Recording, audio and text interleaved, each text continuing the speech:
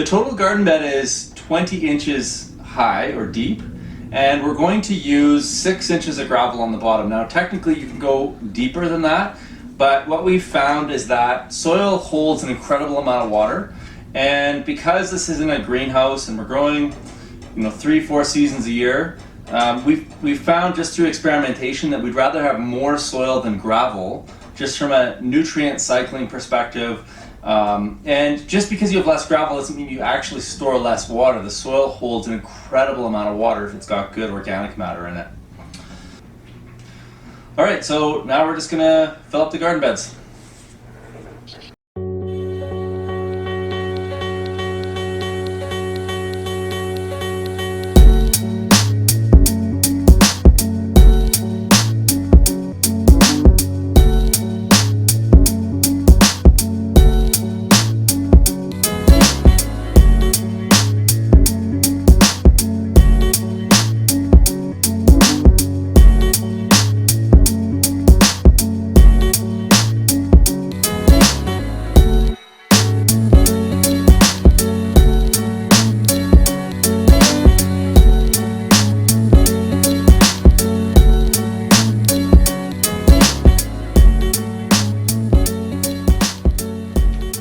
Gravel in the wicking bed now. We've got 6 inches of gravel in here. You'll see the weeping tile is completely covered.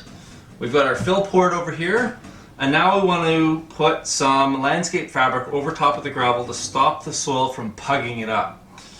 And ideally what we want to do is cover the whole bit of gravel and tuck the landscape fabric in around the corners so that the soil doesn't go down into the reservoir.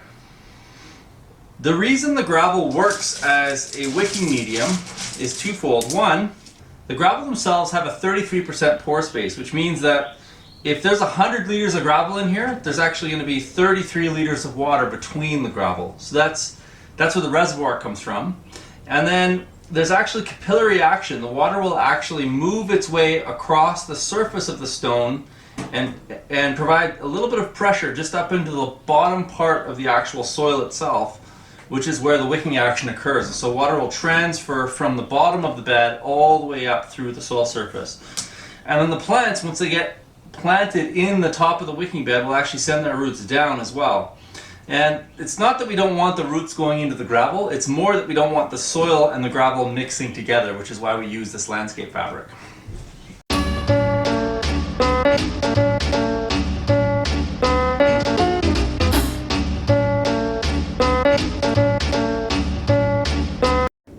The gravel's in now, and so we need to set the overflow with this pipe right here. And what I've found is the easiest way to do this is to measure it before we have all the soil in.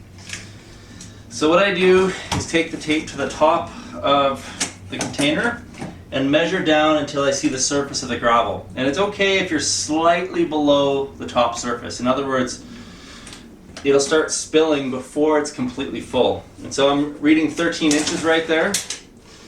And what I want to do is transcribe that 13 inches onto this pipe. And then I'm going to go to the garage and cut it off. And when I come back,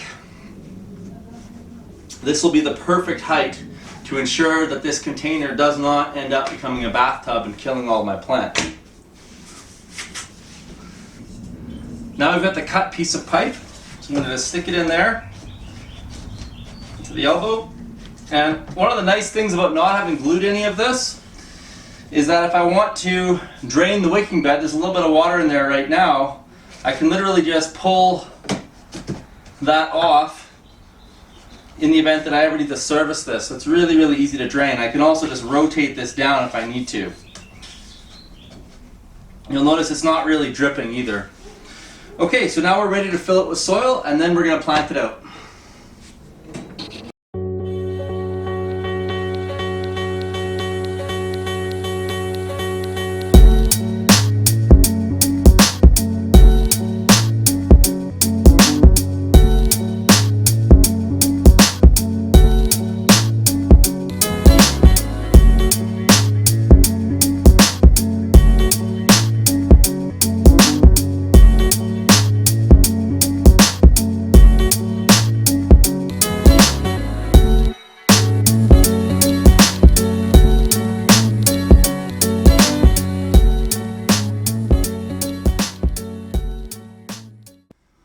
couple of things that we've noted over the years from using these beds. Number one, because the beds are disconnected from the subsoil, the clay, sand, and silt, they tend to need remineralization on a regular basis. So we love to use worm castings, and we use them in a couple of ways. Number one, we make our soil blocks out of it, which is how we transplant our seedlings into the beds. And number two, we can just top dress the surface of the beds with the worm castings. And as we were filling it up, we were putting worm castings in as well. Number two, as great as these fill ports are down here, one thing that was a real pain in the butt all the time for us was the fact that we like these dram hose sprayers, if you will, but they don't fit into the pipe. And there's a real pain in the butt. So when we wanted to put the hose in here to fill it and walk away and go and do something else in the garden, we couldn't do it. So we had to always be untwisting this dram, which was a pain in the butt because then we got to twist it back on again. Sometimes you lose the seal. It was just not a good workflow. So that's the other main advantage of these weeping tiles, is that now we can put the dram in, lock it, and walk away from it. All right, so we're almost full here. You can see that if I tip this over now, the water is going to pour out. Water will always find its level. So the level in here is going to be the same as the level in the bed. Now I'm going to turn the hose on, and you'll see as we turn that hose on that eventually, very quickly, this water will start to overflow, and this becomes that spillway, or the overflow for the actual bed itself.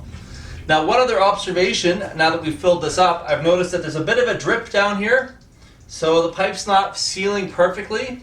So what that means is that when this bed gets drained down, in other words, when the plants suck up all the moisture, I'm going to come back when the bed is dry, and I'm going to put a bit of silicone in there just to seal that up so that we don't end up having a drip all the time.